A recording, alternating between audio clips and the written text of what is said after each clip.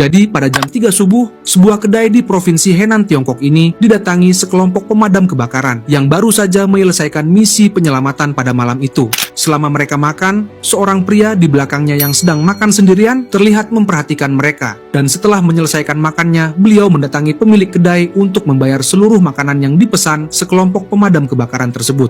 Pemilik kedai sempat menanyakan, apakah dia harus memberitahu mereka bahwa makanannya sudah dibayar?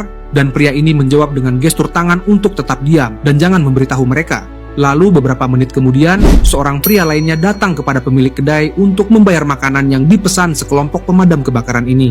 Pemilik kedai pun memberitahu bahwa sudah ada seseorang yang membayar seluruh makanannya. Akhirnya pria ini membelikan hidangan tambahan berupa pangsit kukus dan ekstra minuman untuk seluruh petugas pemadam di sana. Ketika salah satu petugas pemadam datang untuk membayar tagihannya, sang pemilik kedai mengatakan bahwa seluruh makanannya telah dibayar oleh seseorang. Mengetahui hal tersebut, sekelompok pemadam kebakaran ini sangat terkejut sekaligus tersentuh dengan kebaikan seorang anonim yang telah membayar seluruh makanannya.